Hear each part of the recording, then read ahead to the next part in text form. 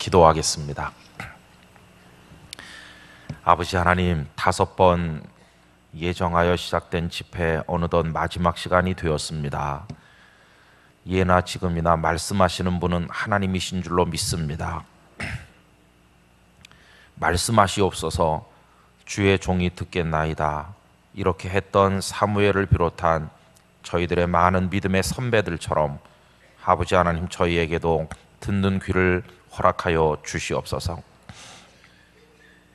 해방교회 강단이 풍성하게 하시고 여기서 우리 목사님께서 외치시는 말씀이 성도들에게 귀한 영양분이 되고 양식이 되고 삶의 표관대가 되고 그 말씀 속에 축복이 담겨 전달되게 하여 주시옵소서. 우리 목사님을 강하게 붙들어 써주시고 이 마지막 때 이 지역에 놀라운 하나님의 진리를 외치시는 귀한 목사님 꼭 되시도록 힘을 허락하여 주시옵소서. 성도님들께서 목사님을 위해 눈물로 바치는 그 기도가 풍성해지게 하시고 그 기도 한마디 한마디가 하늘 보좌에서 이루어지게 하여 주시옵소서. 목사님께서 성도들을 위해서 진심으로 축복하며 기도할 때 그 기도가 다 이루어져서 성도들의 가정에 고통이 멈추어지고 우환이 다 사라지고 기쁨이 충만하고 모든 약함 대신 강함으로 넘쳐나게 하시고 하나님께서 이끄시는 복된 삶을 성도들이 살아가도록 도와주시옵소서. 많은 장로님들에게 하늘나라 24장로의 반열에 서는 복을 허락하여 주시옵시고 권사님들은 다 다비다와 같이 어렵고 힘든 이들을 돌아보며 기도함으로 섬기는 하나님의 따님들이 되게 하시며 모든 집사님들은 스데반과 빌립 같은 집사님들이 되게 하여 주시옵소서. 성장하는 젊은 청년들은 모두가 다 디모데처럼 되게 하여 주시옵시고 어린 아이들은 성막에서 자라 주의 종유된 사무엘처럼 자라게 하여 주시옵시고 태중에 잉태된 생명들에게 하나님께서 복을 주시되 리브가의 태중에 잉태되었던 에서와 야곱이 받은 복을 허락하여 주시옵소서. 연로하신 어르신들은 시므온과 안나와 같이 복 있는 여생을 누리게 하여 주시옵시고 사업과 학업과 가정과 그리고 꿈꾸는 기도의 제목들 전반 위에 하나님의 만복을 내려 주시옵소서. 이분들에게 해방교회가 축복의 통로가 되기를 원합니다. 삶이 살아 일어나고 영이 살아 일어나고 이 해방교회를 통해서 아직도 사탄에게 결박된 많은 사람들이 해방의 기쁨을 맞게 하여 주시옵소서. 아버지 하나님, 이 무능한 종이 와서 하나님의 말씀을 전한다고 하였지만 잘못 전한 모든 것은 다 용서하여 주시고 이 마지막 시간에 주님의 성령께서 직접 말씀하여 주옵소서. 여기 하나님께서 주신 귀한 예물들을 특별한 마음으로 구별하여 하나님 앞에 감사의 기도와 함께 올려드리는 분들이 계십니다. 아버지 하나님, 이 예물에 축복하여 주시옵시고 그 삶을 책임져 주시옵시고 단 한 분의 낙오자도 없이 천국문을 들어가 하나님 씌워주시는 생명의 면류관, 의의 면류관, 영광의 면류관을 쓰게 하여 주시옵소서. 이 해방교회를 통해 하나님께서 피로 값주고 사셔서 세우실 때 가지셨던 계획을 모두 다 성취하시고 아버지 하나님 홀로 영광을 받으시옵소서. 하나님을 찬양합니다. 영광을 받으시옵소서. 이번 집회를 위해 여러 가지로 수고하시고 애쓰신 많은 분들의 보이지 않는 사랑의 수고를 하늘의 상급으로 갚아 주시옵소서. 감사드리오며 주 예수님의 이름으로 기도 올리옵나이다. 아멘. 할렐루야. 하나님의 은혜가 함께 하시기를 축복합니다.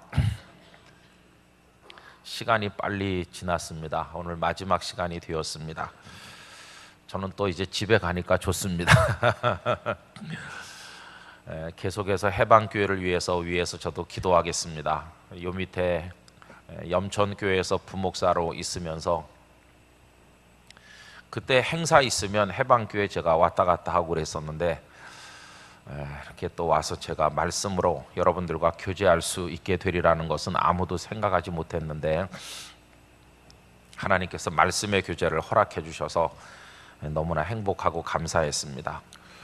제가 오늘 늘 자주 가지고 다니는 조그만 수첩에 기도 제목들을 적는 수첩이 있는데, 그 수첩에 해방교회를 위한 기도를 적어 넣었습니다.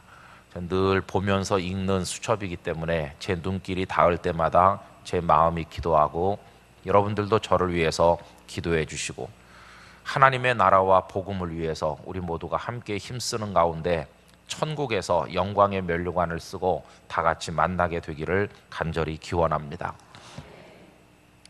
이 마지막 시간에 우리가 무슨 말씀을 나누는 게 좋을까 이렇게 생각을 하는데요, 정말 이 시대와 관련해서, 우리 그리스도인의 정체성과 관련해서 이번 주제인 하나님의 사람은 어떻게 사는가 하는 것과 관련해서 여러분이 다 알고 계신 거, 그리고 저의 가슴에 사무쳤던 이제 그거를 오늘 같이 말씀을 나누려고 합니다.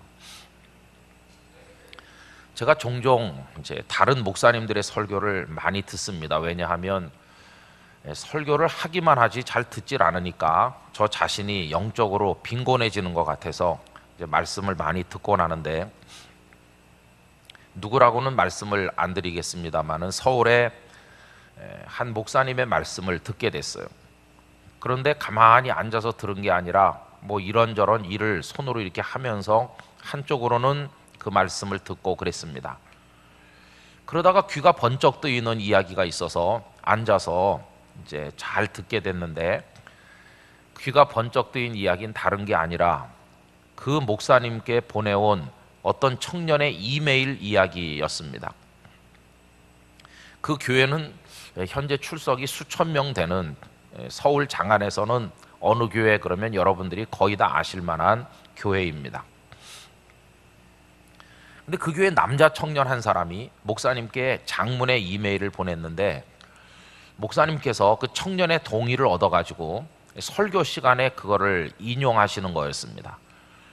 그 내용은 아주 익숙하게 접할 수 있는 게 아닌, 어찌 보면 좀 놀랍기도 한 내용이었는데, 목사님, 저는 목사님 교회 청년부에서 신앙생활하고 있는 아무개입니다. 몹시 고민하던 끝에 내가 목사님께 이 장문의 메일을 보내게 됐는데 제발 잘 읽어주시고 저에게 꼭 필요한 대답을 해주십시오. 여러분, 이 청년의 고민이 뭐냐 하면요, 어느 날 꿈을 꾸었다는 겁니다. 그런데 그 꿈 속에서 청년부에서 오래전부터 짝사랑하고 있는 어떤 자매가 있는데, 그 자매만 보면 얼마나 사랑하는지 마음으로 표현은 못하고, 얼굴만 마주쳐도 숨이 탁 멎는 것 같고, 그 다음에 할 말을 여기까지 가지고 갔는데 그 자매 얼굴만 보면 할 말이 싹 사라지고 만답니다. 얼굴이 빨개지고. 그러니까 이 청년이 그 자매를 정말 사랑하는 거죠. 근데 아마 용기가 한 2% 부족한지 그걸 고백은 못한 채로 이렇게 이제 시간이 지나가고 있었는데, 꿈속에서 말이죠, 이 청년이 그 자매를 강제로 범하는 꿈을 꾸었다는 겁니다. 그래서 이 청년이 꿈을 꾸고 나서 너무 충격을 받았대요. 내가 그 자매를 얼마나 사랑하고 아끼는데 내가 짐승같이 그 자매를 성적으로 짓밟는 꿈을 꾸다니, 내가 그렇게 더러운 영혼을 가졌나? 충격을 받았어. 그런데 그 꿈을 한 번만 꾼 게 아니라 며칠 후에 반복적으로 꿈을 꾸었다는 겁니다.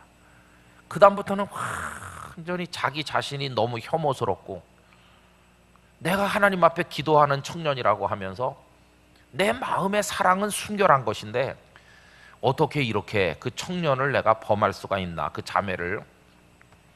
하나님, 저는 아주 나쁜 놈인 것 같습니다. 이러고도 제가 구원받은 하나님의 자녀가 맞습니까? 막 이렇게 탄식하다가 견딜 수 없는 고통에 몸부림을 치던 끝에 담임 목사님께 메일을 보내게 되었던 것이죠. 저는 그 이야기를 들으면서 그 다음이 궁금했어요. 그 목사님께서 무엇이라고 그 젊은이에게 대답을 보낼까? 그 청년이 만약에 그 메일을 나한테 보냈다면 나는 어떤 응답을 할까? 그런 생각을 하면서 그 다음 이야기를 듣게 됐는데, 여러분들이 그 메일을 받으신 분이시라면 여러분 그 청년에게 어떤 대답을 하실 거라고 생각하십니까? 상당히 어려울 것 같지 않습니까? 그 대답을 하기가. 근데 아마 대부분의 목사님들은 이런 대답을 하실 것 같아요. 네 말이 맞다. 네가 뼛속까지 성결한 하나님의 사람이라면 꿈도 그런 꿈을 꾸면 안 되지. 아무리 꿈이지만 꿈속에서 그런 일을 했다고 하는 것은 내 영혼에 뭔가 어두운 그림자가 있다는 뜻이니까 하나님 앞에 크게 회개해야 되겠다. 하나님 앞에 용서해 달라고 해라. 그리고 너 자신을 깨끗하게 해달라고 기도해. 이렇게 답신을 보낼 것 같은 생각이 듭니다. 아마 저라도 그렇게 보내지 않았을까, 이런 생각이 들었습니다. 그런데 여러분, 귀가 또 한 번 번쩍 뜨이는 것은 그 목사님의 대답이셨습니다. 그 목사님께서는요, 그 메일을 받아보시고 염려스러워서 그 청년을 걱정한 것이 아니라 굉장히 기뻐했다는 것입니다. 우선 그게 우리의 예측을 빗나가는 대답 아닙니까? 아니 어떻게 기뻐할 수가 있나. 근데 기쁘셨대요. 그리고 답을 보내는데 기쁜 만큼이나 그 답도 그 청년을 크게 칭찬하는 답을 보내셨대요. 여러분, 이쯤 들으시면 그 목사님의 의중이 참 궁금하지 않습니까? 아니 꾸지람을 해야 될 것 같고 걱정을 해야 될 것 같은데 어떻게 기뻐하시고 칭찬까지 해주셨을까? 그 목사님은요, 내가 이 글을 읽고 무척 기뻤다네. 자네 같은 청년이 우리 교회에 있다는 게 얼마나 감사한지 말로 다 할 수가 없어. 그리고 그 다음 얘기가 뭔지 참 궁금하시잖아요. 근데 요지는 이거였어요. 자네는 보배 같은 청년이네. 이 세상을 보게, 이 세상에 지금 자네처럼 꿈을 꿨는데 꿈속에서 저지른 일 때문에 막 고통을 받고 하나님 앞에 죄송하게 여기고 자신을 부끄러워하면서 하나님 저 어떻게 하면 좋아요? 이렇게 생각하는 사람이 누가 있겠는가? 자네가 그렇게 생각한다는 것은 자네의 양심이 아직도 제 기능을 발휘하고 있다는 증거가 아닌가? 자네 양심이 아직도 살아서 너 그런 생각을 꿈에서도 가지면 안 돼 라고 지금 자네에게 이야기를 하고 있는 거니까 자네 양심이 아주 건강하다는 증거일세. 그런데 세상을 보게, 세상에는 꿈이 아니라 현실 속에서 그런 일을 밥 먹듯이 저지르고도 요만큼의 가책도 느끼지 않는 양심이 화인 맞아 죽어버린 사람이 애 어른 할 것 없이 사방에 널려 있는데, 거짓말을 밥 먹듯이 하고도 부끄러워하지 않는 사람, 바람을 피우고도 창피해하지도 않고 하나님 앞에 더럽게 여기지도 않는 그런 파렴치한 사람, 다 양심이 죽어가지고 마비된 그런 사람들이 꽉 차 있는 세상인데, 자네같이 꿈에서 저지른 일 때문에도 고통스러워할 만큼 양심이 살아있는 청년이 우리 교회에 있다고 하니까 난 너무너무 감사하는. 자네는 큰 죄를 지은 것이 아니라 하나님 앞에 이 양심이 끝까지 제 기능을 발휘하게 해달라고 기도하게, 나도 응원하겠네, 이렇게 칭찬하는 메일을 보내셨다는 것. 그리고 맨 끝에 한 줄 덧붙이는 글, 그리고 그 자매가 그렇게 좋으면 나한테 한번 오게, 내가 중매 서주겠네, 그렇게 끝에 한 줄 붙이셨대요. 우리 해방교회 성도 여러분, 그 목사님의 대답이 어떻게 생각하십니까? 대답.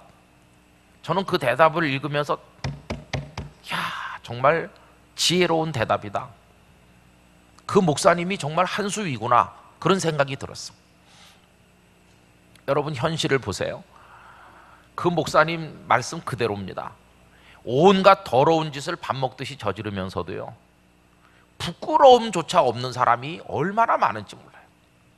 아담과 하와는 선악을 알게 하는 나무 열매를 따먹은 다음에 눈이 밝아져서 자기들이 벌거벗은 것을 알고 무화과 나뭇잎을 가지고 수치를 가리려고 했잖아요. 적어도 아담과 하와에게는 수치심은 있었어요.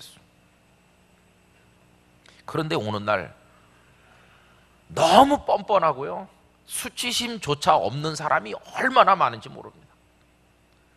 검찰에 불려가면서 거기 가서 할 말 다 하겠다고 나는 죄가 없어요 이렇게 말한 사람이 그 다음날 쇠고랑 차고 나오잖아요. 몇 시간 후면 들통날 걸 아니라고 끝까지 말해요. 부끄러워하지도 않아요. 감옥에 가는 거는 두려워하면서 단 한 번 사는 자신의 인생과 존재가 망가지는 거에 대해서는 마음 아파하지 않는 사람이 얼마나 많은지 모릅니다. 여러분, 그런 사람이요, 저 세상에 있겠지 이렇게 생각하지만, 물론 세상에 많이 있지만 아세요? 교회 안에도 있어요. 교회 안에도 많습니다. 그게 오늘 우리를 슬프게 만드는 거죠. 여러분, 사랑의 교회에서 평생 목회하시고 은퇴하고 계시다가 하나님께 가신 오카는 목사님을 아실 것입니다. 오카는 목사님이 소수의 몇몇 목사님들이 앉은 자리에서 막 통곡하듯이 하시는 말씀을 들었습니다. 당신께서 목회하실 때 그 교회 말이죠, 말쑥하게 차려입은 남자와 요조 숙녀같이 차려입은 여인이 앞자리에 와서 딱 앉는다는 거예요. 목사님 설교하시면은 아멘 아멘 그런다는 거예요. 다 설교를 받아줬고 아멘 아멘 하고 예배 끝나고 나가서 악수할 때 되면요, 두 사람이 90도로 고개를 숙여서 인사를 드리면서 목사님 오늘 은혜 너무 많이 받았는, 막 감격했습니다 이른다는 거예요. 그럼 목사님이 그 사람들의 손을 꼭 잡아주면서 축복을 해주고 격려해야 될 것 같은데, 목사님 가슴 속에서는요 막 치밀어 오르는 분노가 있다. 그냥 사람들이 보지 않으면 따귀라도 올려붙이고 싶은 분노가 그 두 사람을 볼 때마다 가슴에 확 솟아오르는. 여러분, 그 이유가 뭘까요? 그 이유가 뭔지 아세요? 그 두 사람은요 부부가 아닙니다. 그 여자는 그 남자의 아내가 아닌 것이에요. 이 두 사람은 누가 알겠어? 목사님이 알겠어? 그러면서 앞자리에 앉아가지고 아멘 아멘 하지만, 목사님께서는 그 남자의 조강지처가 지금이라도 남편 돌아오기를 눈물로 기다리면서 애들을 키우고 기다리고 있다는 걸 다 알고 계신 거예요. 더러운 놈들이다. 그런 분노가 확 치밀어 오르면서 차라리 교회를 오지나 말던지 아멘을 하지 말던지 막 따귀라도 때리고 싶은 충동을 느끼셨대요. 그런데 여러분, 그 다음 얘기가 더 마음이 아파요.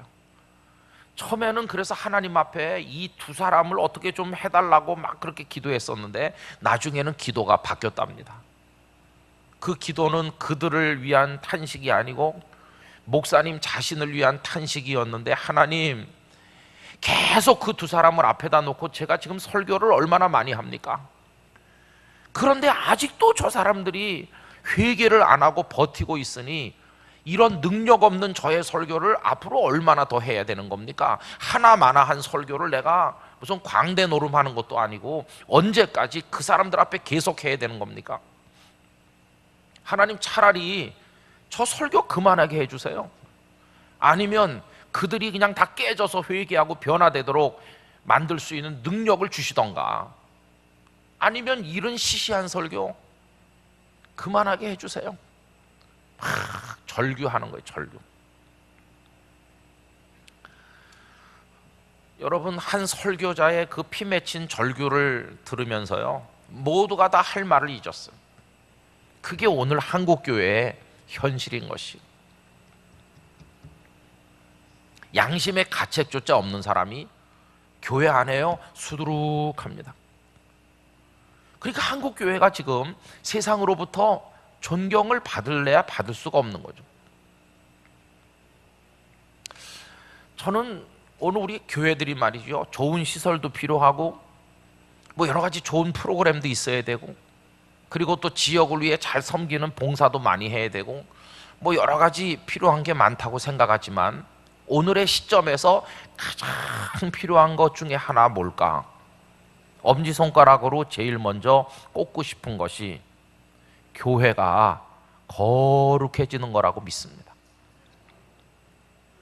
이번에 신임 총회장님께서 다시 거룩한 교회가 되자고 하는 표어를 내건 거는 너무나 당연한 것이에요.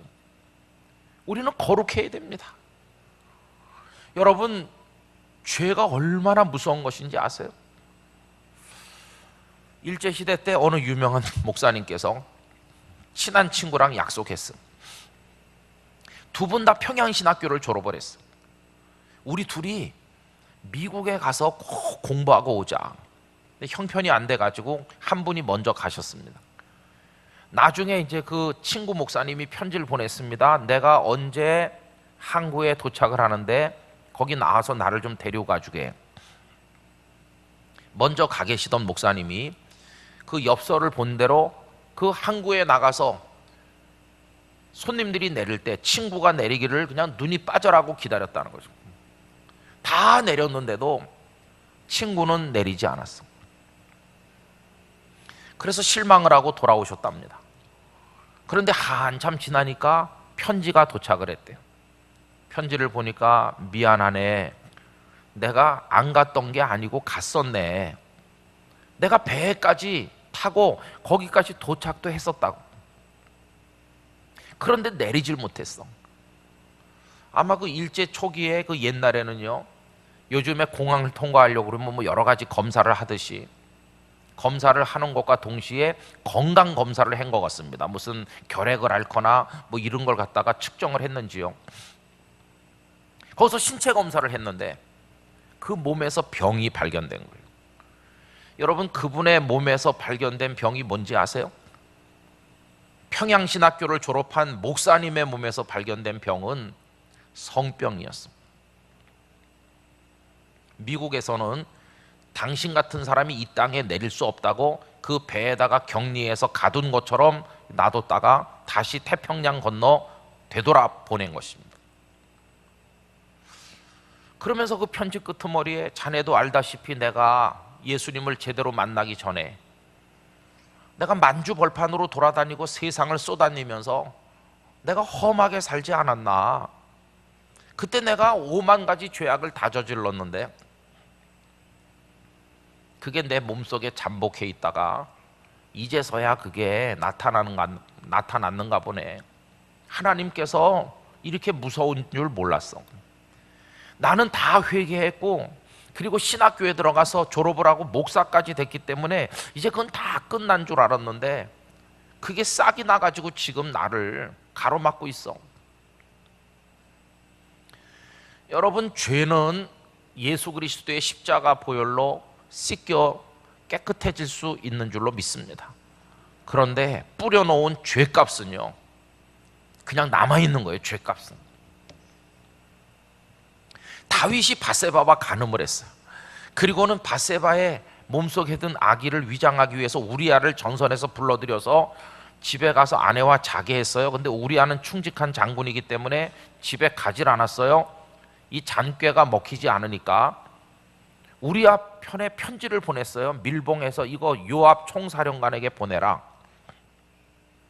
우리아는 자기 손으로 들고 가는 편지 속에 자기의 죽음이 적혀 있는 것도 모른 채 요압에게 보냈고, 편지를 요압은 편지에 적힌 대로 이 우리아 충성스러운 장군을 가장 치열한 전선에 배치해서 적의 칼에 맞아 죽게 했어.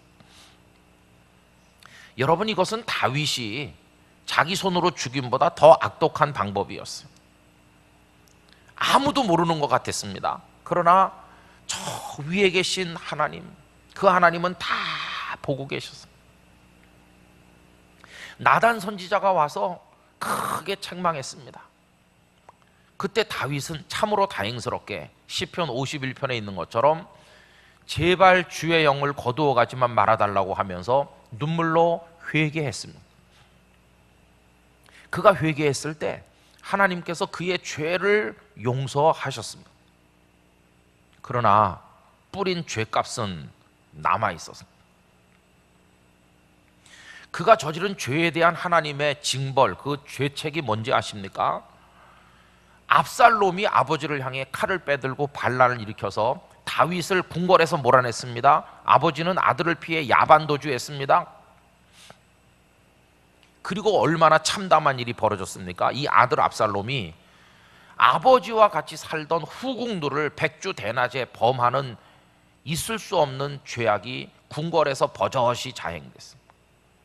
옛날에는 새롭게 권좌에 앉는 사람이 전임자의 여인을 다 차지함으로 자신이 진정한 왕이 됐음을 알리는 그런 형식이 있었는데, 아무리 그래도 아버지의 여자 아닙니까? 압살롬은 왜 죽게 됐을까? 압살롬이 머리숱이 많아가지고 치렁치렁했는데 나귀를 타고 도망가다가 그것이 나무가지에 걸리면서 매달려 있는 것을 요압이 쳐 죽이지 않았습니까? 압살롬은 왜 죽었는가? 그건 압살롬은 압살롬대로 있을 수 없는 죄를 저질렀기 때문에 하나님께서 그를 치신 것입니다. 다윗은요, 다윗의 집에는요 말할 수 없는 고통이 일어났습니다. 이 압살롬이 반란을 일으키기 전에 벌써 그 암논이라고 하는 아들이 배다른 여동생 다말을 사랑했고, 그 다말을 연모하던 끝에 강간하는 죄를 저질렀죠. 이걸 알고 있던 다말과 어머니가 같은 그 압살롬이 분노를 가슴에 품고 있다가 배다른 형제인 그 암논을 쳐 죽이지 않았습니까? 그러니까 아들이 딸을 겁탈을 하고 다른 아들이 또 그 아들을 죽이는 비극이 다윗의 가문에서 벌어지는 거예요. 그러다 급기야는 압살롬이 아버지를 향해 칼 빼들고 반란을 일으켰고, 방금 전에 말씀드린 것처럼 그 압살롬도 처참하게 죽게 됐습니다. 이 다윗의 가정에 말이죠, 피가 뿌려지는 고통이 어디서 비롯됐을까요? 그가 저지른 밧세바와 사이에 있었던 그 일, 우리야 장군을 죽인 그 일, 그 하나님께서 다 보고 계십니다. 우리 해방교회 성도 여러분, 죄 무서운 겁니다. 죄는 정말 무서운 겁니다. 하나님께서 오늘 우리에게 간곡하게 말씀하세요. 죄가 무서운 거다. 죄를 짓지 말아라. 너희들은 거룩해야 된다. 레위기 19장 2절, 너희는 거룩하라. 이는 나 너희 하나님 여호와가 거룩함이니라. 여러분, 하나님은 거룩하신 분이셔서요, 내가 더러우면 하나님 앞에 가서 있을 수가 없어요. 그래서 우리는 거룩해야 됩니다. 저는 해방교회에 출석하시는 성도들이 지역에 있는 주민들이나 이웃 친지들, 가족들, 또 뭐 주변에 만나는 모든 이들로부터 그 사람은 진짜야, 거짓말 할 줄 몰라, 그 사람은 부정을 몰라, 그 사람은 깨끗한 사람이야, 딴 건 몰라도 그 사람 정말 대단한 그리스도인이야, 이런 칭찬을 받게 되시기를 기원합니다. 여러분, 이건 너무너무 중요한 겁니다.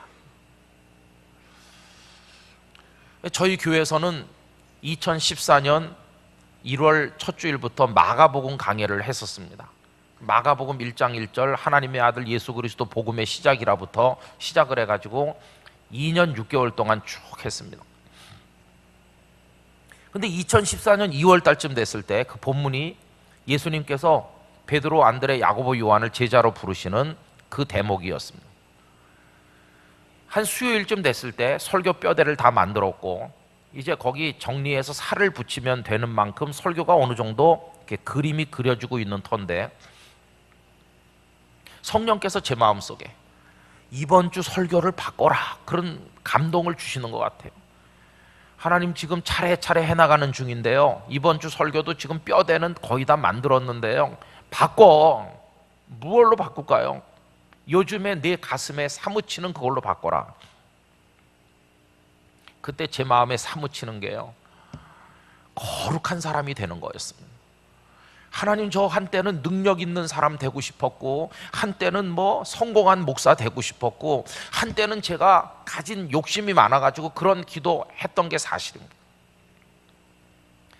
그런데 언제부턴지 제 가슴 속에 소원이 좀 바뀌기 시작을 했는데, 하나님, 제가요 거룩한 사람이 되고 싶습니다.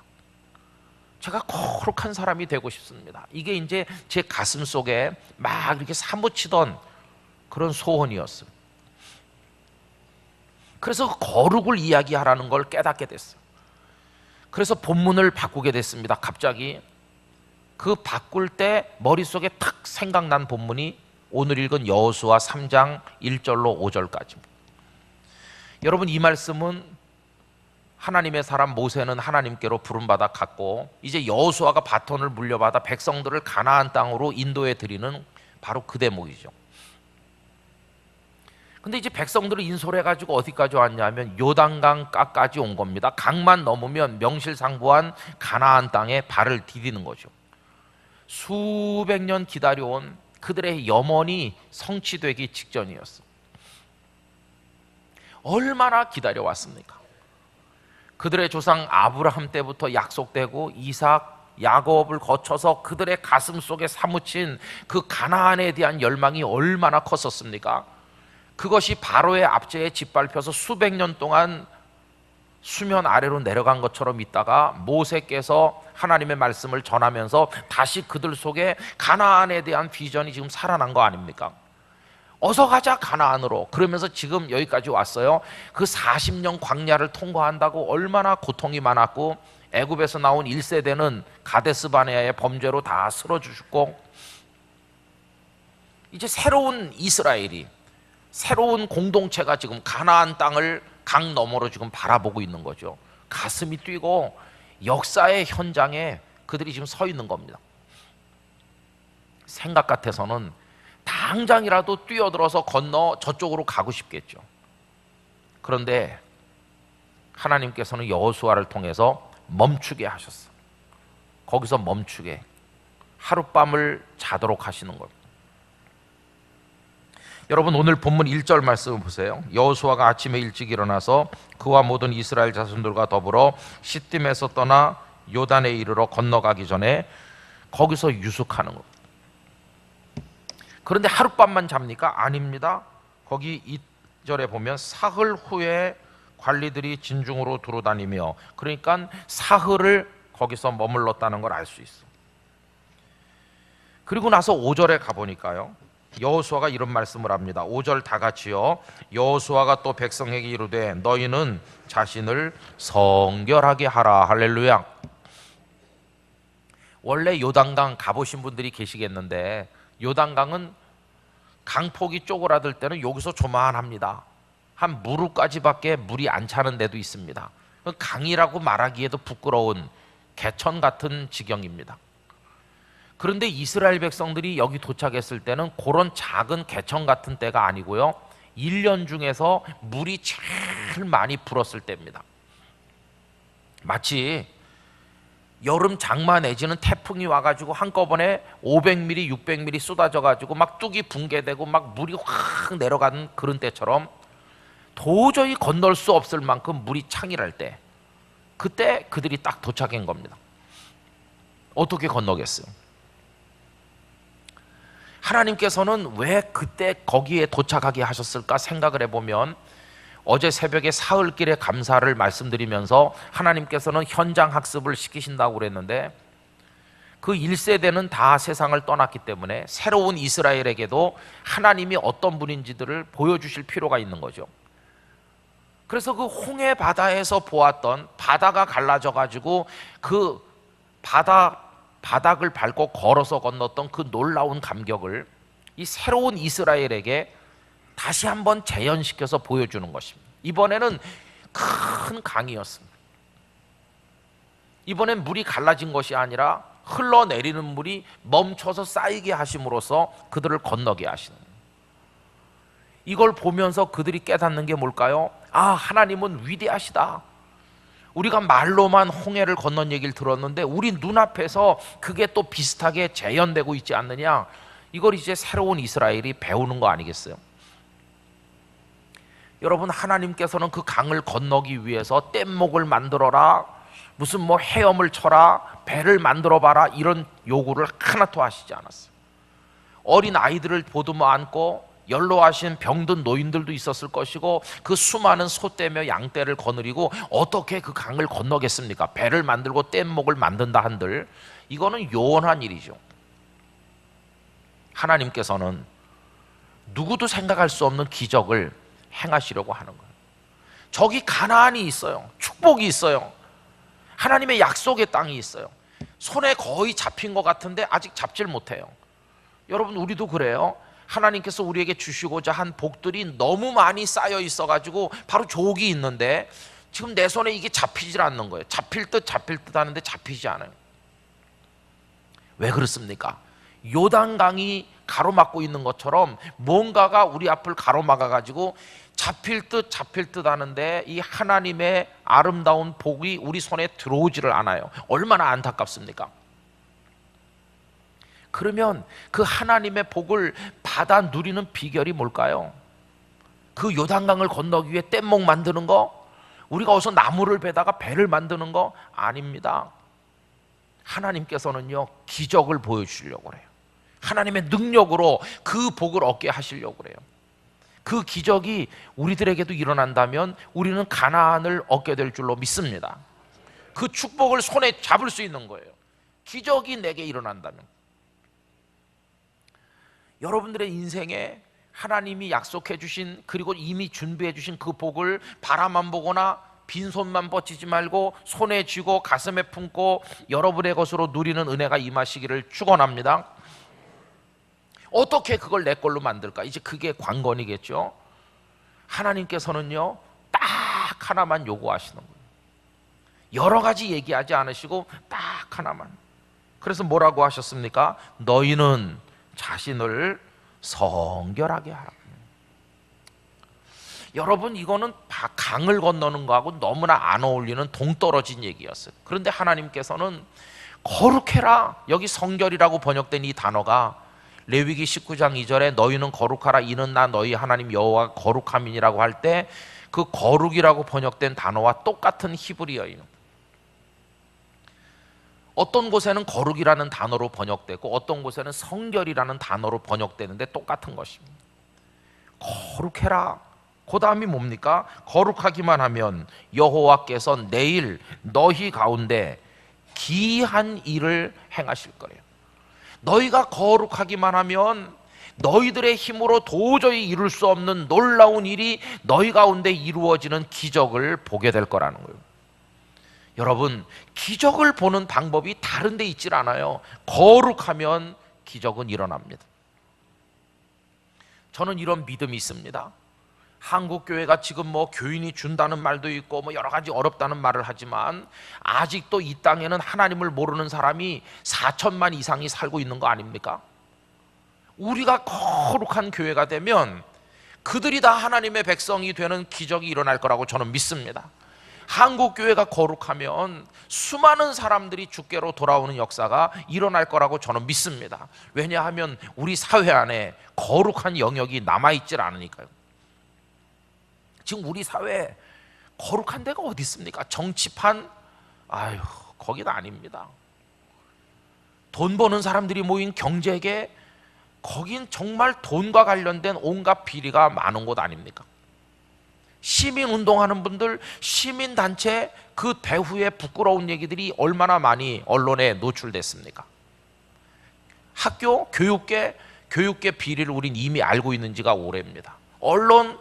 언론에 종사하는 분들 우리 알잖아요. 언론을 방패로 삼거나 무기로 삼아서 온갖 일들이 얼마나 많았는지요.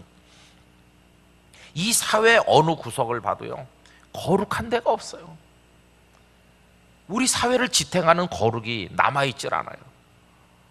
저는 그 거룩을 지키는 마지막 보루가 교회가 돼야 된다고 믿습니다. 교회만이 거룩할 수 있는 거 아니겠어요? 프랑스의 사회학자인 에밀 듀루케임이라는 분이 이런 얘기를 했습니다. 어느 사회든지 어느 한 구석인가 거룩의 영역이 살아있으면 그 사회는 절대로 망하지 않는다고 얘기했어요. 한국 사회가 여기도 저기도 다 부패하고 썩었다고 할지라도 어느 한쪽에라도 거룩한 대로 남아있는 곳이 있다면 한국 사회는 무너지지 않는다는 얘기겠죠. 그럼 여기 5천만이 넘는 사람이 살고 있는 대한민국이라는 이 사회 속에 거룩을 지켜낼 수 있는 공동체는 어딘가? 교회밖에 없다고 믿습니다. 교회. 이건 우리의 역사적 사명이기도 하고 대한민국을 향한 사명이기도 하고요, 하나님의 자녀로서 너무너무 당연한 우리에게 주어진 사명이거든요. 거룩해야 되는.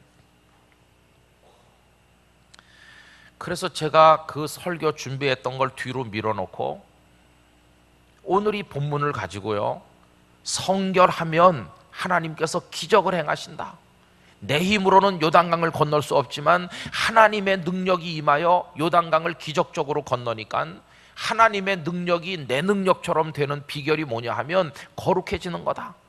그래서 성결이 능력입니다. 이런 주제로 설교를 했었습니다. 저는 분명히 믿습니다. 해방교회가 거룩해지면 여기 하나님의 기적이 일어날 것입니다. 여러분의 가정이 거룩해지면요, 그 가정에 하나님의 복이 쏟아져 내릴 줄로 믿습니다. 가장 큰 복은 뭐냐 하면 거룩하신 하나님께서 같이 계시는 것입니다. 여러분 에스겔서를 보세요. 그발 강가에 포로로 끌려간 에스겔이 탄식 가운데 앉아있는 어느 날 하늘이 쫙 열리면서 하나님의 영광의 보좌를 보는 그 기쁨을 그가 체험합니다. 에스겔서 1장이죠.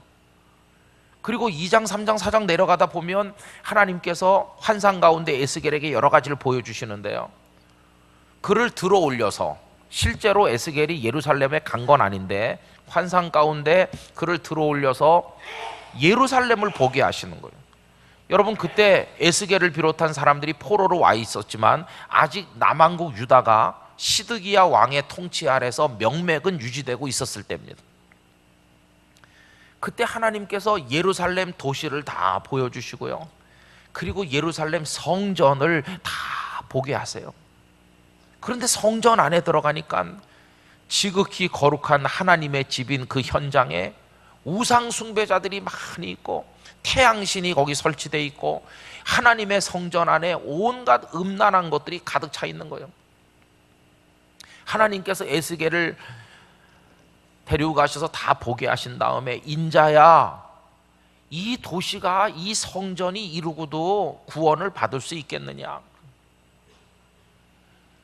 그리고는 하나님의 신이 성전 바깥으로 나가세요. 여러분 이건 무서운 겁니다. 하나님의 신이 성전을 버리고 떠나시는 거예요. 성전은 하나님의 집인데, 하나님의 집이라고 바친 건데요, 더러워서 같이 못 있겠다는 거예요. 너무 썩고 부패돼서 나는 거룩한 영인데 여기 있을 수 없다. 하나님이 떠나세요. 예루살렘을 떠나버리셨어요. 예루살렘이 내려다 보이는 저 산에서 하나님 머무시면서 너도 좀 봐라 이렇게 하시는 거예요. 하나님이 떠나신 가정, 하나님이 떠나신 심령, 하나님이 떠나신 교회, 그에게 오는 결과가 뭘까요? 하나님께서 포기하신 유다와 예루살렘 그냥 깡그리 망하고 말았어요. 주전 583년 586년인가요? 그 느부갓네살의 군대가 덮치지 않았습니다. 예루살렘 길바닥에 피가 강이 돼서 흘러내리고 많은 사람들이 포로로 끌려갔습니다. 성전이 다 무너져서 거름더미가 되고 예루살렘 완전히 초토화됐습니다. 평화의 도시라는 뜻을 가진 예루살렘이 통곡의 현장이 되고 비극의 터전이 되고 말았습니다. 마지막 왕인 시드기야는 도망쳤습니다. 그러나 도망치다가 붙들려서 끌려왔습니다. 끌려와 보니 먼저 끌려와서 무릎 꿇려 앉아있는 것들이 다 자신의 자식들이었습니다. 시드기야는 수십 년 동안 눈을 가지고 많은 걸 보면서 살아왔는데 그가 최후로 본 게 뭘까요? 아버지가 보는 앞에서 자식들의 목이 달아나는 걸 최후로 보는 장면이에요. 그거 보고 나서 그리고 그들은 시드기야 왕의 두 눈을 뽑았어요. 그게 마지막으로 본 것이었어요. 자식들이 죽는 게. 그리고는 쇠사슬에 결박해서 이 왕을 짐승 끌듯이 끌고 저 바벨론으로 데려가지 않았습니다. 그렇게 유다 왕국은 무너져 내리고 말았어요. 원인은 왕이 정책이 부족해서 통치 능력이 없어서 그게 아니라 하나님의 말씀은 그들이 더러워서라고 말씀하십니다. 그들의 죄 때문에 망하는 거예요. 여러분, 저는 북한의 김정은이 핵을 저렇게 만들어 가지고 장난을 치는데요, 그게 김정은의 장난이라면 어떻게 해보겠지만 이 썩은 대한민국 사회와 부패된 한국교회를 향한 하나님의 진노의 채찍으로 준비되고 있는 거라면 이걸 어떻게 피해갈 수 있을까? 그런 두려움이 너무나 많습니다. 만약에 하나님께서 참으시다가 더 이상 못 참겠다 그러면서 하나라도 터뜨리시면 우리는 어떻게 되는 것입니까? 경주의 5.8 지진 막 흔드시는 거는 무엇 때문일까? 그래도 아직까지 내가 너희들을 포기하지 않았는데 사랑하는 내 백성들아 정신 좀 차려라, 그러면서 하나님께서 말씀하는 게 아닐까? 정말 두려운 마음으로 우리 한국교회 거룩해져야 된다고 믿습니다. 여러분, 거룩해져야 됩니다. 제가 교인들에게요, 이 얘기를 간절한 마음으로 하고 4월 달에 사순절 기간이었는데요, 쪼무레기 꼬마들부터 연세 많으신 어르신들까지 한꺼번에 몽땅 다 모였습니다. 그리고 하나님 앞에 눈물로 기도했습니다. 하나님, 우리의 죄를 용서해 주세요. 이미 저지른 죄뿐만 아니라 죄를 너무 심상하게 여기고 별거 아닌 것처럼 그렇게 생각하면서 양심의 가책조차도 없이 온갖 죄를 저지르고 있는 저희들을 용서해 주세요. 그날 하나님 앞에 거룩하게 살기로 온 교인들이 결단했습니다. 청년들은 다 나와서 순결한 젊은이가 되겠다고 서약했습니다. 중학생, 고등학생 시험 칠 때 컨닝 같은 거 안 하고 거짓말하지 아니하고 정직한 하나님의 자녀로 자라겠다고 서약했습니다. 그리고 제가 좀 도전적인 얘기도 했습니다. 여기 교회 중직자들 중에도 성도들 중에도 분명히 집에 가서 음란 동영상 보는 사람 있을 텐데, 하드디스크에 숨겨놓고 몰래 보는 사람도 틀림없이 있을 텐데, 오늘 가서 당장 다 지워야 됩니다.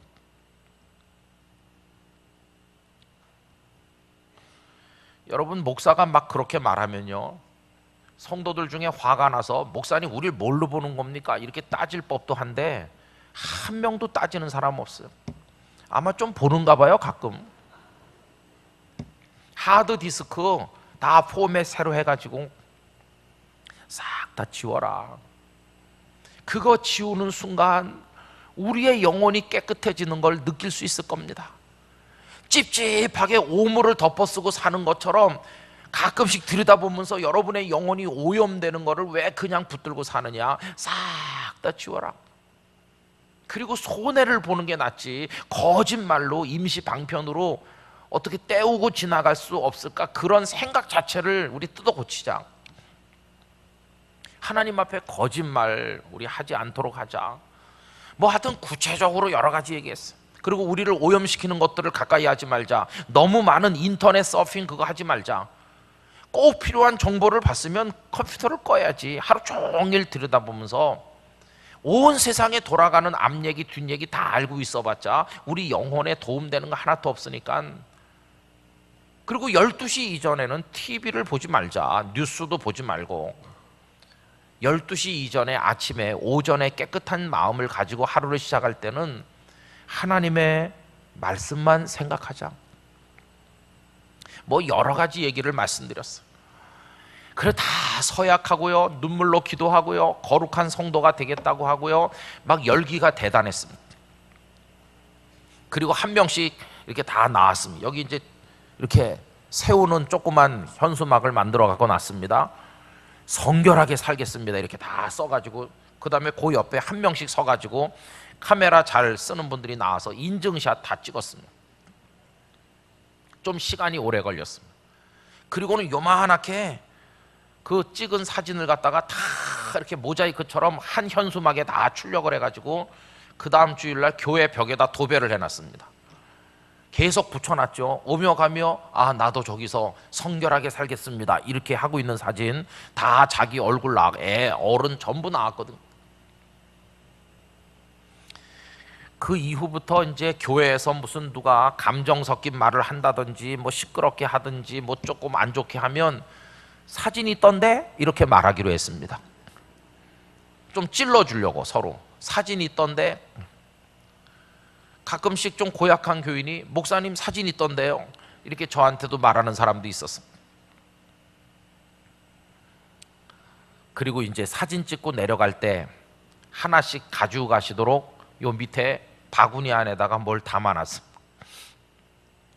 여러분 하나씩 가지고 가시도록 한 게 뭔지 아세요? 그거 제 손목에 아직 걸려 있습니다. 요거를 하나씩 드렸거든요. 이건 뭐 고무 비슷한 재질인데 여기 지금 다 지워져서 없지만 여기 여호수아 3장 5절 말씀이 여기 쓰여져 있었습니다. 성결이 능력입니다. 하나님 저를 거룩하게 하소서. 이래가지고 이거를 손목에 이렇게 차게 했어요. 이걸 왜 차느냐 하면은요, 그렇게 내가 하나님 앞에 몸부림치면서 기도하고 결심했는데 나도 모르는 사이에 거짓말을 했다. 그러면 하나님 제가 또 거짓말을 했네요. 그러면서 이거를 빼서 이쪽으로 옮기는 거예요. 다시는 거짓말하지 마 이놈아 이렇게 하면서, 그 다음에 또 다른 시험에 빠져갖고 범죄하면 이걸 빼서 이쪽으로 옮기는 거예요. 또 이렇게. 근데 이거를 하루에도 한 50번 옮기면 참 곤란하겠죠. 그래서 제가 이렇게 말했어요. 우리 우선 일주일 동안 한 주간이라도 반대편 손목으로 넘어가지 않도록 이거 볼 때마다 거룩하게. 이게 보라색이냐 하면요, 그때가 예수님의 고난을 뜻하는 사순절이었거든요. 이거 보면서 하나님 저 거룩해 해줘. 그걸 성결 밴드라고 불렀어요. 근데 이게 손목이 굵은 사람이 있으니까 이 굵은 것도 있고, 손목이 가는 분도 있으니까 좀 가는 것도 있고 그래요. 그래갖고 이제 쭉 사이즈별로 놓고 여기서 사진 인증샷 찍고 내려가면서 하나씩 가져가시겠어요.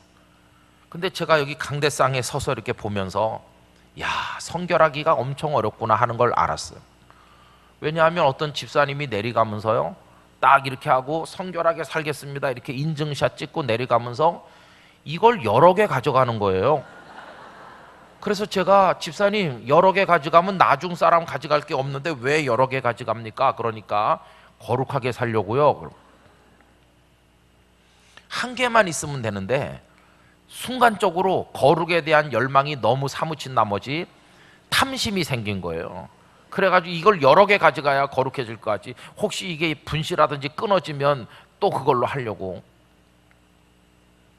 그건 칭찬해 줘야 되는지 꾸중해야 되는지 모르는데 어쨌든 그래가지고 2개, 3개 가져가는 분이 있어서 맨 마지막에 나온 사람은 모자라더라고. 야, 거룩하지 않구나 벌써.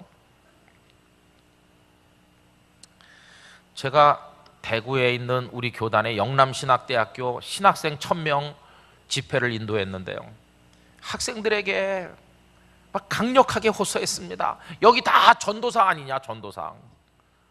여러분들이 거짓되고 그러면 어떻게 한국교회가 살겠냐. 그리고 이 얘기를 해줬습니다. 여러분들의 교회 가서 중학생, 고등부, 초등학교 꼬마들 가르칠 때 거룩한 어린이, 거룩한 청소년이 되라고, 청년들이 되라고 가르쳐야 된다. 여러분부터 거룩해라. 여러분, 우리 교회 부산 장신대학교 사회복지학과 다니는 청년이 있었습니다. 지금 졸업을 했습니다.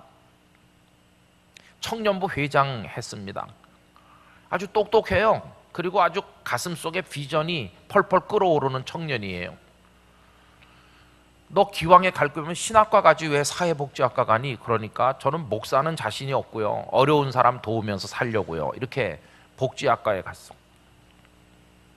기숙사에 살았습니다. 근데 몇 달 살더니요, 저한테 와가지고 막 한숨 쉬면서 얘기했습니다. 목사님, 저 학교 잘못 들어갔나 봐요. 왜? 이거 못 볼 걸 너무 많이 보고 있어요. 그래서 아니 신학교에서 뭘 못 볼 걸 보냐? 거룩한 신학교 선지동산에서. 아유 목사님 저 너무 실망하고 있어요. 기숙사에 한 방에 4명 살고 있는데요, 자기는 복직고 학생이니까 주일날 그냥 교회 와가지고 뭐 청년부 활동하고 그냥 교사 이렇게 하는데, 그 같은 방에 있는 사람들은 다 신학과 다니고 신대원 다니기 때문에 내일 아침이면 교회 가서 애들 앞에, 청년들 앞에 설교하는 사역자들이라는 거예요. 근데 토요일 밤 12시까지 컴퓨터 게임하고, 토요일 밤 12시까지 막 이상한 짓 한대요. 그러면 우리 청년이 하도 어이가 없어갖고 툭 치면서, 내일 설교해야 될 거 아니야? 내일 너는 설교 준비했어? 그러면 아 참 설교 준비를 안 했네. 그러면서 인터넷에서 설교를 뒤져가지고 한 편 출력한대요. 걸리는 시간 10분 미만. 그리고 설교 준비 다 했다 그러면서 다시 또 컴퓨터 게임을 하든지, 그런 걸 다 본 거예요. 저보고 와서 목사님, 옛날에 우리 교회에서 전도사 하다 가신 그 과거에 많이 있다간 그 전도사님들도 다 그런 사람들인가요? 제가 중학교 때, 제가 고등학교 때 우리 보고 믿음 좋은 하나님의 사람이 되라고 설교했던 그 전도사님들도 다 그런 사람들이었어요. 여러분, 신학교 거룩하지 않습니다. 신학생 거룩하지 않은 사람 너무 많아요. 그래서 제가 학생들한테 여러분이 거룩하면 여러분이 가르치는 청년, 중등부, 고등부 아이들 다 거룩하게 할 수 있다고 간절하게 외쳤어. 그랬더니 나중에 누가 와서 이것 좀 구할 수 없냐고 물어보대요. 제가 돌아와서 빨간 색깔로 1000개를 만들어서 보내드렸습니다. 빨간 거 예수님의 보혈을 상징하잖아요. 1년이 지나가지고 종교개혁 기념주간에 기념예배 설교를 하러 그 학교를 다시 갔더니 학생들 중에 상당 숫자가 이걸 끼고 있는 걸 보았습니다. 목사님 1년쯤 지났는데요, 아직 끼고 있어요. 그 거룩해보려고, 거룩해져보려고 애쓰는 젊은 전도사님들을 통해서 그래도 한국교회의 소망을 보는 것 같았습니다.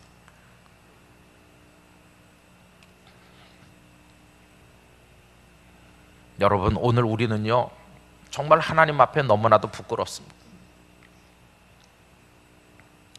설교를 준비하지 않는 목사님들도 많습니다.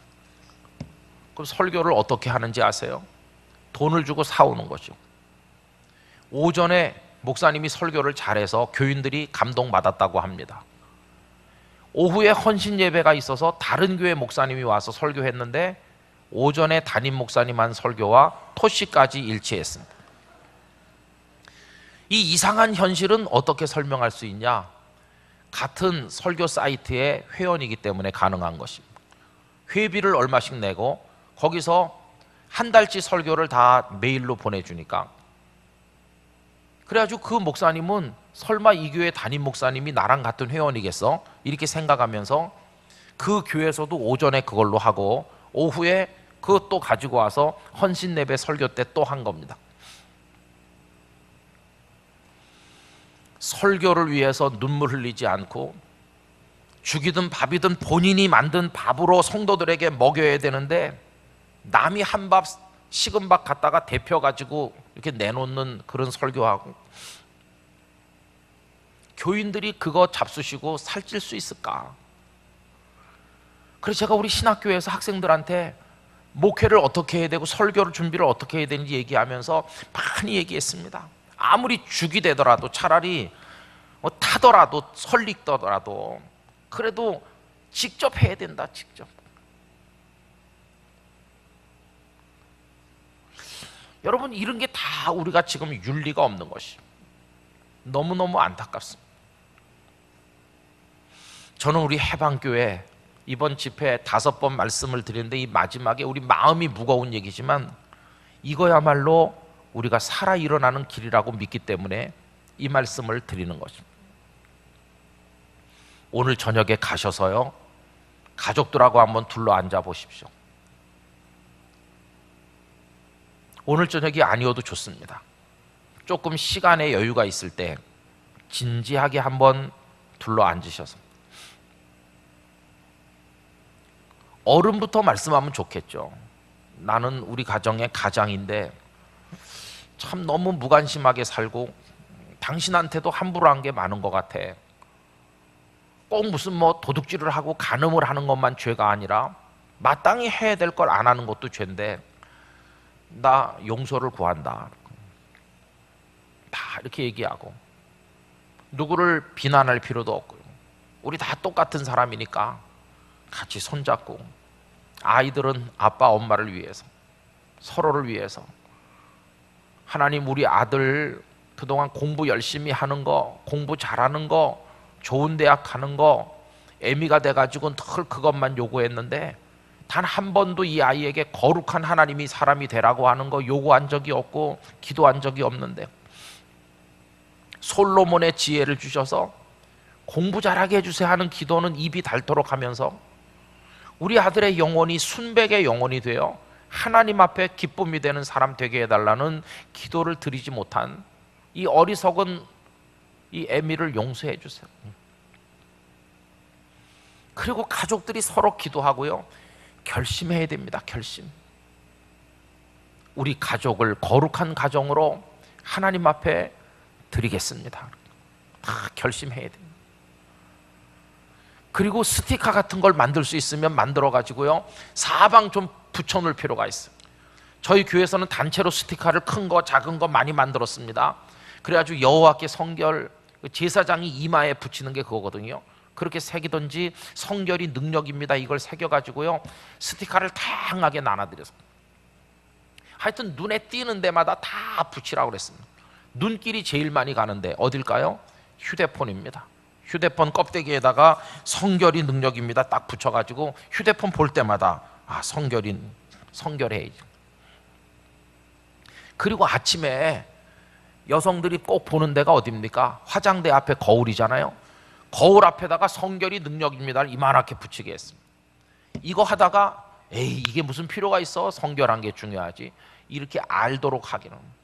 하여튼 뭐 계속 붙이고 할머니들은 말이지 손자와 손녀 얼굴이 예뻐갖고 맨날 쪽쪽 물어빨고 들여다보잖아요. 손녀딸 이마에도 붙이라고 그랬습니다. 성경책 껍데기에 다 붙여가지고 다니고 하나님 앞에 막 우리 무의식의 세계까지 사무치도록 거룩한 하나님의 사람이 되고자 하는 열망으로 우리 한번 해보자 그렇게 말씀을 드렸어. 분명히 간절하고 진지하게 엎드리면 우리의 거룩함을 기뻐하시는 하나님의 성령께서 우리를 도우실 줄로 믿습니다. 그래서 한번 성결한데 도전해보자. 여러분 여기 청년들이 있으시다면요, 언제쯤 무슨 시험에 합격을 해가지고 어떤 라이선스를 따가지고 내가 어떤 직업에 종사하고 이런 목표를 세우는 거 이전에 하나님 앞에 한번 거룩한 젊은이가 되는 목표를 세워보시기 바랍니다. 하나님 제가 거룩한 사람 되고 싶어요. 우리 교회 중직자들도 하나님 앞에 거룩해야 됩니다. 버릴 거 다 버려야 됩니다. 이젠 집안에 우리의 눈길을 현혹시키는 거 그런 거 다 버려야 됩니다. 왜 비키니 입은 아가씨 사진을 붙여놓습니까? 사무실에다가. 그런 것도 다 버려야 됩니다. 목사님 저는 이미 달관해가지고요 아무 생각이 안 들어요. 그래도 그 방을 방문하는 사람이 혹시 시험에 들지 모르니까 그런 거 다 버려야 됩니다.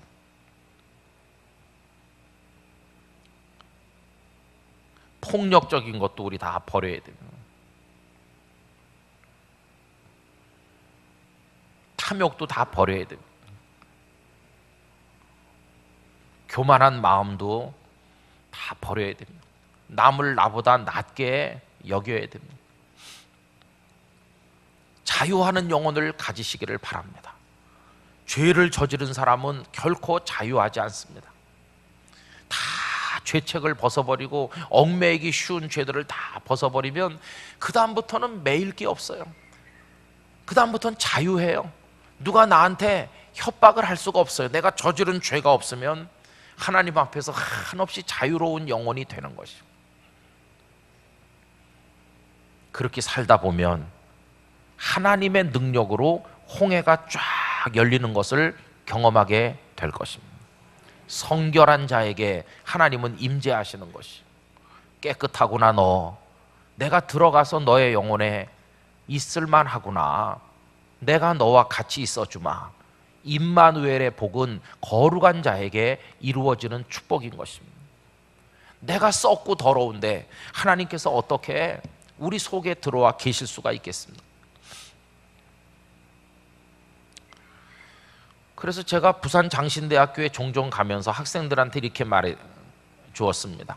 혹시 설교하러 강단에 올라갔는데 설교 준비가 좀 부실하면 솔직하게 얘기하세요. 여러분, 제가 집안에 우환이 있어서 지나간 주간에 설교에 집중을 못했고 제가 준비한 게 부족하지만 저의 부족을 채우시는 하나님께서 여러분들에게 은혜 주실 줄 믿습니다. 이렇게 솔직하게 얘기해라. 그러면 오히려 듣는 청중이 감동할 것이고, 그리고 정말 하나님을 바라보게 될 것이다. 설교자를 의지하지 않고 하나님께서 직접 역사해 주실 것이다. 그런데 사실은 설교가 부실하기 짝이 없는데도, 여러분, 내가 이 설교를 얼마나 열심히 준비했는지 아세요? 이런 쓸데없는 거짓말은 절대 하지 마.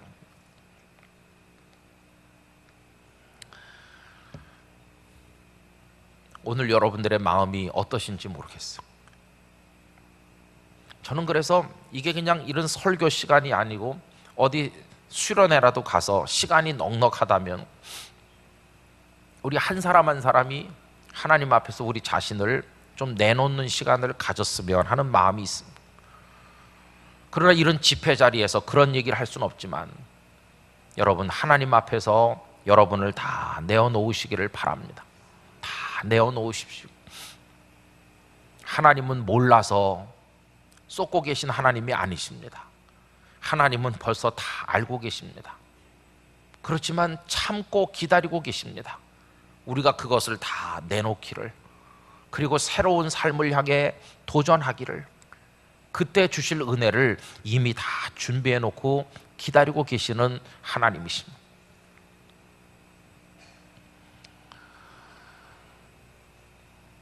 저는 여러분들의 간증이 하나님께서 우리 가정에 이런저런 자랑스러운 복을 주셨어요 하는 그런 간증에 머무르지 말고, 하나님, 제가 거룩해지게 해주셔서 감사합니다. 제가 하루에 많은 시간을 주님을 바라보며 살게 해주셔서 감사합니다. 저희 교회는 제자훈련을 체계 있게 하진 않습니다만은 신앙훈련이라는 이름으로 몇 가지 과목을 진행합니다. 이번에 신설된 과목이 하나 있고 제가 직접 진행을 합니다. 그 과목 이름이 좀 부담되는 과목입니다. 그리스도인의 경건한 삶, 이런 과목입니다. 8주 동안 하루에 3시간씩 진행하는데요, 무슨 교재가 있는 것도 아니고 강의를 하는 것도 아닙니다. 제가 그냥 한 가지 화두씩만 이렇게 던지듯이 말씀을 짧게 드리고 하나님 앞에서 우리를 들여다보는 시간을 가지는 것입니다. 목표는 하나입니다. 그 과정을 통해서 거기 오시는 인원을 제한해 가지고 12명만 하는데 그 소수의 멤버들이 하나님 앞에서 거룩해지기를, 그래서 좀 적나라하게 얘기를 많이 합니다. 그 중에는 비움이라는 주제도 있습니다. 그 비움이라는 주제를 우리가 나누고 나면은 숙제를 내드리려고 그러는데, 명품 핸드백 있는 사람 남 하나 주기를 하려고 그럽니다. 실제로 한번 줘보자. 그것도 하나 못 주면서 무슨 경건한 삶에 도전하겠나.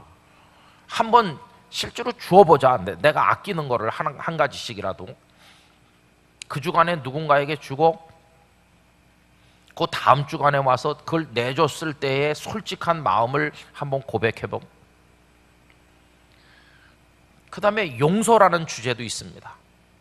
그러면 용서를 어떻게, 그 한 주간 동안에 내가 오랜 세월 가슴에 앙금으로 묻어두고 해결하지 못한 그런 사건이 있다면, 내가 잘못한 게 없어 보여도 그 한 주간 동안에 그분을 찾아가서 용서를 빌고 화해를 하고 그리고 돌아오자.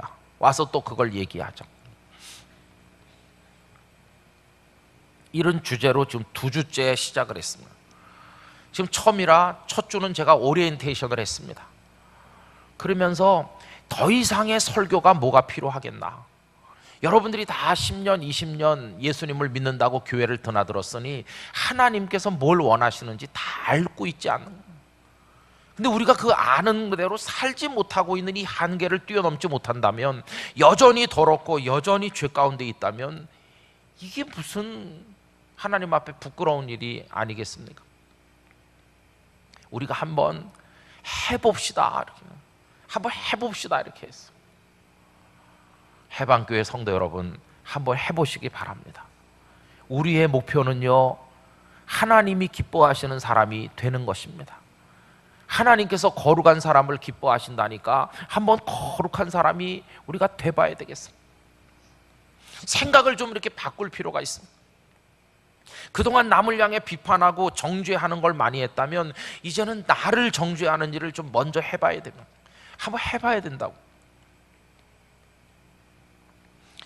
한 10여 년 전에 갑자기 시찰회 모임을 모인다고 그래서 갔습니다.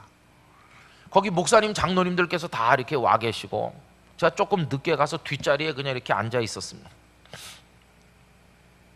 그날의 주제는 하나였는데, 시찰에 소속된 어느 한 교회가 개척된 지 여러 해 됐지만 교인이 늘지를 않으니까 언제까지 그 노회가 그 교회를 지원해야 되겠냐, 의미가 없다. 그러니까 그 교회를 문을 닫고 폐쇄하는 게 좋겠다. 이제 그래서 그 교회를 폐쇄하는 것을 논의하기 위해서 모이신 거였습니다. 가만히 뒤에 앉아서 있어 보니까요, 모든 장로님들, 목사님들이 하나같이 하루라도 빨리 그 교회 문을 닫아야 된다. 거기는 목사님이 목회하는 데가 아니고 전도사님이 담임 교역자였는데 그 전도사가 부실하고 말이지 성실하지 않아가지고 와서 보고 하나 제대로 하지 않고 그 사람 불성실하고 다 그렇게 1시간 가까이 얘기를 했습니다. 제가 가만히 있으니까요, 김 목사님도 한마디 하시죠. 그래서 저는 별로 말하고 싶지 않습니다. 그래도 꼭 한마디 하시라고. 안 하겠습니다. 막 기어코 하라고 그러는 거예요. 기어코 한마디 해야 된다고. 그날 제가 이상한 충동에 사로잡혔습니다. 내가 정말 말해도 되겠습니까? 그럼 다 우리 말했으니까 목사님도 말을 당연히 하는 게, 당연히 말할 수 있죠. 말씀하세요. 아니, 그런 거 말고 제가 하고 싶은 말을 정말 해도 되겠냐고. 그때 제가 어떻게 주체할 수 없는 뭔가에 사로잡혀 있었어요. 그랬더니 하시고 싶은 말씀이 있으면 하라는 거예요. 그날 제가 이렇게 얘기했습니다. 목사님들은, 장로님들은 그 불쌍한 전도사님을 정죄할 자격이 있습니까? 나는 오늘 이 자리에 있고 싶지 않습니다. 내가 평생 목사 노릇 해봤자 교회 하나 개척해 본 적이 없고 교회 하나 세워본 적이 없는데, 주님의 피로 값주고 사신 교회 문을 닫게 하는 모의에 나는 가담하고 싶지 않습니다. 세우지도 못하는 판에 있는 교회마저 문을 닫게 하는 이런 모임에 나는 앉아있는 게 너무 괴롭습니다. 기어코 말을 하라고 그러니까 내가 하는데요, 그 전도사님이 이 아침 시찰회 모임에 보고하러 안 온다고 막 지금 불성실하다고 정죄하시는데, 그 전도사님이 왜 이 자리에 없는지 알기는 하십니까? 왜 그 전도사님이 시찰에 못 오는지 아세요? 안 오는 게 아니라 못 오는 겁니다. 너무 어려워서. 사모님은 하반신을 못 쓰는 장애를 가지고 계시고, 이 전도사님도 다리 한쪽을 저는데 그 몸을 해가지고 지금 봉고차 운전하는 중입니다. 학교 가는 중학생, 고등학생을 그 낡은 봉고차에 태워가지고 학교까지 데려다주는 아르바이트를 우리가 모여가지고 편안히 차 마시면서 시차례하고 있는 이 시간에 그 전도사님은 지금 그거 하고 있기 때문에 여기 못 오는 겁니다.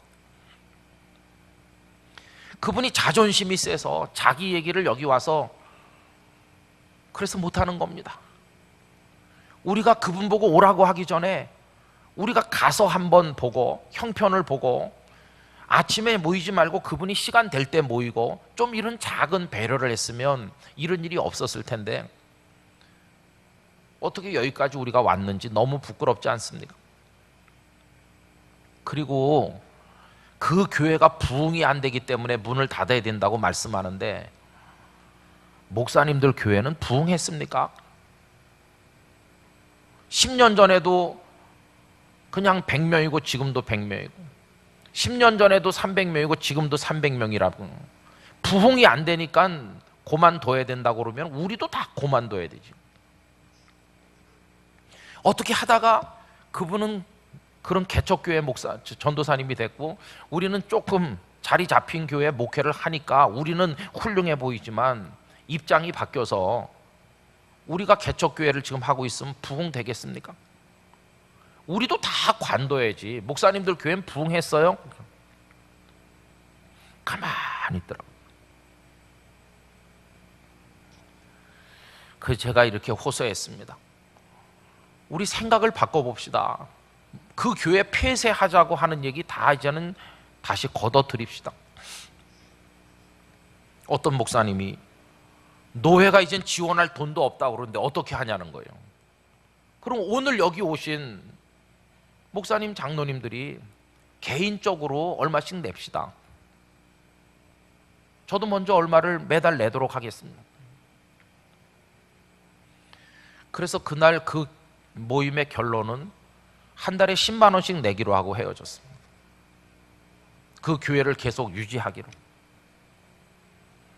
여러분, 우리는요 법 테두리 안에서 지금 뭐 주리의 일을 한다고 하면서 왔다 갔다 하고 회의도 모이고 뭐 우리는 거기 해당되지 않는 척하면서 말하고 정죄하고 막 이렇게 하면서 그게 주를 위해 봉사하는 거라고 생각하죠. 그날 그 시찰에 와서 1시간 회의하고 가는 분들은 목사님 오늘 아침에 어디 갔다 오셨어?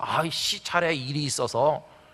모르는 사람은 우리 목사님이 교계 일을 열심히 하시는가 봐 이러지만 그게 무슨 교계 일입니까? 그게 무슨 주님의 일입니까? 우리는 나도 모르는 사이에 아주 흉악하고 부끄러운 숨겨야 될 죄로부터 시작해서 죄가 아닌 줄 알고 저지르는 죄까지 포함해갖고 죄인 줄 또 모르고 저지르는 것까지 다 포함해서 머리끝부터 발끝까지 다 썩었어요. 오늘 우리가 여기 이렇게 있는 거요, 하나님께서 봐주시기 때문이에요. 봐주셔서 여기 있는 겁니다. 여러분 그거 인정하십니까? 하나님께서 봐주셔서 여기 지금 이렇게 앉아 있다니까요. 제가 무슨 설교를 하니까 저 김 목사는 굉장히 훌륭한 사람인가 보다 천만에요. 저도 혼자 있을 때 제가 무슨 생각을 하고 하는지 참 부끄럽습니다. 선한 목자교회 유기성 목사님 설교하는 얘기를 들었습니다. 사람들하고 같이 있을 때는 뭐 목사 같아 보이고 그랬는데 혼자 있을 때 하나님께서 어느 날 막 말씀하시더래요. 너 너무 나한테 섭섭하게 하는구나. 하나님 왜 그러십니까? 너무 바쁠 때는 바쁘다고 그러더니 지금 혼자 있을 때라도 좀 내 생각 좀 해주면 안 되겠어? 혼자 있을 때라도 좀 나를 보면 안 되겠어? 그런데 너는 혼자 있는 그 시간에도 나쁜 생각하고 나는 쳐다도 안 보고 그냥 엉뚱한 데만 빠져 있구나. 넌 너무해. 나한테 이러면 안 되지. 그래서 그 목사님 막 울었대요. 하나님의 마음을 너무나 아프게 하는구나. 사람들 앞에는 거룩한 목사같이 보이고 내가 하나님을 얼마나 섭섭하게 해드리노. 그분이 언제부터인지 프랭크 루박이라고 하는 분이 쓰신 책을 많이 강조하고 있어요. 그 책을 읽어보면요, 그분이 24시간을 하나님과 동행하는 연습을 하면서 일기를 써내 간 겁니다. 그래서 날짜가 매겨져 있어요. 그분이 1930 몇 년에 이제 그 일기를 썼는데 오늘은 내가 24시간 중에서 뭐 얼만큼을 주님과 같이 있은 것 같다, 이렇게 자기 영적인 느낌을 적어 나간 거예요. 오늘은 내가 상당 시간을 주님과 동행하는 삶을 살았다. 오늘은 내가 어떤 문제 때문에 내 마음이 망가졌고 주님을 망각했고 내 혈기를 부렸고, 이런 게 쭉 써 있어요. 맨 처음에는 주님과 더불어 살아가는 삶이 잘 안 됐어요. 어떤 날은 완전히 오늘은 실패다, 주님 생각을 한 번도 못했다. 근데 끄트머리로 갈수록 오늘은 내가 모든 순간순간에 그래도 주님을 많이 생각했고, 말하기 전에, 행동하기 전에, 결정하기 전에 주님은 어떻게 원하실까 늘 이렇게 생각했다. 오늘 주님이 함께 해주신 기쁨의 날이었다. 이런 걸 이제 적어 나가고 있어요. 그 목사님께서요, 그 프랭크 루박의 책을 교인들에게 다 읽으라고 강조하면서 굉장히 역설하고 있어요. 그게 뭐겠습니까? 주님과 더불어 함께하는 삶을 살면 죄를 이길 수 있기 때문인 것입니다. 결국 우리가 죄를 범하는 것은요, 주님께서 우리 안에 안 계시기 때문이고요. 주님께서 우리 안에 안 계신 이유는 우리가 너무 더럽기 때문입니다. 자아가, 내 욕심이 나라고 하는 게 아직 죽지 않아서 그렇죠.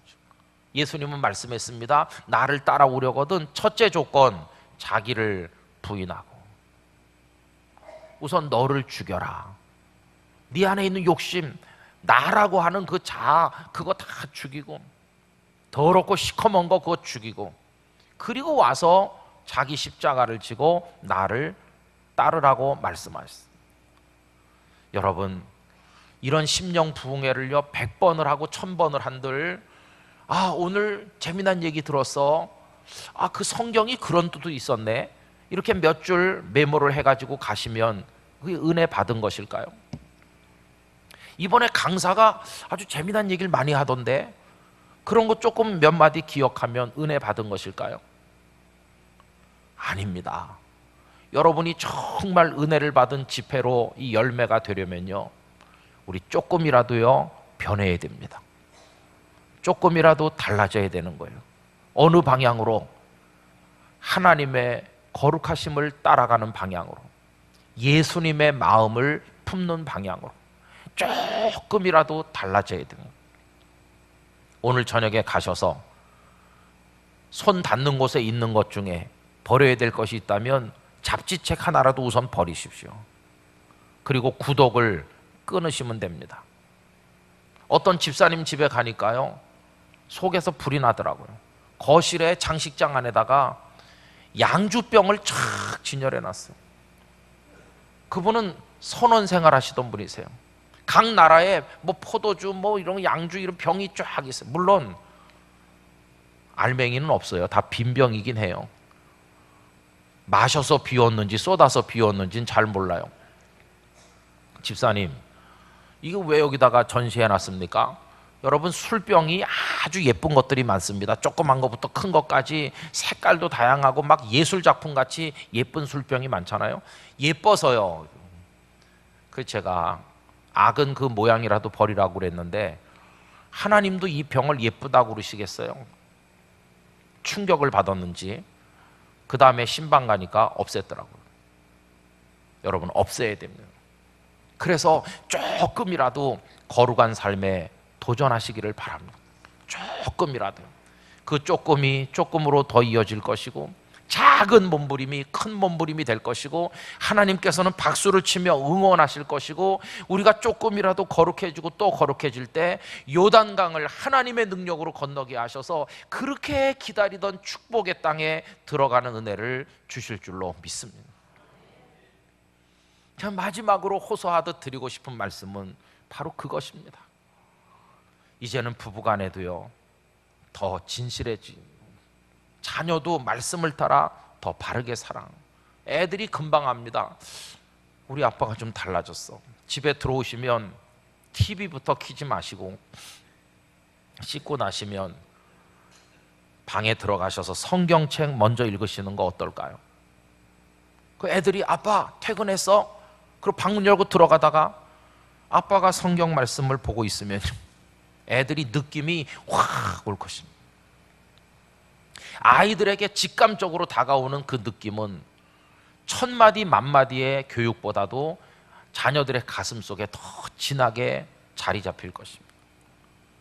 우리는 경건한 척하는 게 아니라 체질이 바뀌어서 그냥 자연스럽게 행동해도 경건하게 되는 데까지 이르도록 기도해야 되는 겁니다. 저는 그 자리에 아직 도달하지 못했습니다. 저는 겸손한 척은 할 줄 압니다. 아유, 제가 뭘 하겠어요. 이렇게 겸손한 척은 하는데 그 척할 때 제 가슴 깊은 곳에서 이분이 사람 보는 눈이 있네, 이런 생각이 슬며시 듭니다. 외식하고 위선적인 이중적인 그런 모습이, 그게 잘 안 돼요. 그래서 하나님, 거룩한 척하고 경건한 척하는 거는 할 수 있는데 그냥 체질이 바뀌어가지고 자연스럽게 행동해도 그게 경건이고 그게 겸손이고 그게 거룩이 될 수 있는 자리에까지 저를 좀 성숙시켜 주세요. 그런 기도를 드리고 있습니다. 저는 해방교회가 그렇게 되기만 하면 하나님은 가장 기뻐하실 거라고 믿습니다. 정말 기뻐하실 거라고 믿습니다. 한국교회가 거룩해지면요, 하나님은 축복의 문을 활짝 열어놓으실 것입니다. 요단강물 그 다 막아 세우실 것입니다. 우리로 하여금 다시금 부흥되는 가나안 땅에 들어가도록 하실 줄 저는 확신합니다. 우리 한번 거기 도전해 봅시다. 우리 오래 믿으신 분부터 그렇게 달라지는 거죠. 어린 애들까지. 그러면 하나님께서 거룩한 자의 가운데 강림하실 것이고 말로 다 할 수 없는 은혜와 사랑을 여러분들에게 허락하여 주실 것이라고 믿습니다. 저는 저의 싸움을 부산에서 싸우겠습니다. 여러분들은 여러분들의 싸움을 여기서 싸우십시오. 출근하는 현장에서 구조적인 모순들과 한번 맞서 보시기 바랍니다. 가정에서 우리 집안은 원래 이렇게 살았어, 원래 이렇게 살았어도 한번 뒤집어 보시기 바랍니다. 말은 줄이고 기도는 늘려가시기를 바랍니다. 내 생각은 내려놓고 하나님의 뜻을 가슴에 품고 사시길 바랍니다. 그렇게 하는 모든 순간순간에 주님의 성령이 임하시기를 기원합니다. 주님의 성령 지금 이곳에 지금 내 맘에 임하소서.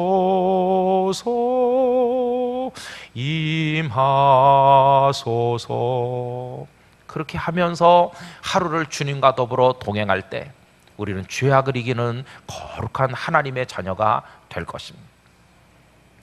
이거 어디서 만드는지 알려드릴까요? 뭘 하시든지 한번 해보시기 바랍니다.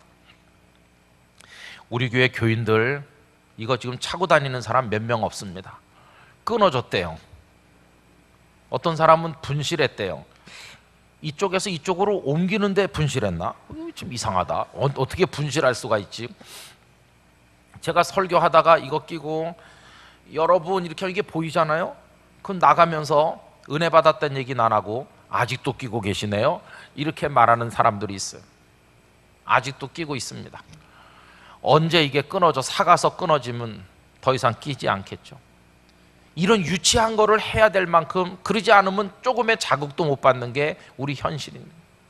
나중에 내가 성숙하고 하나님의 성령이 내 안에 임재해 계시면 이런 거 없어도 모든 일에 하나님의 마음을 아는 사람이 되지 않을까, 이게 저의 소원 중에 하나입니다.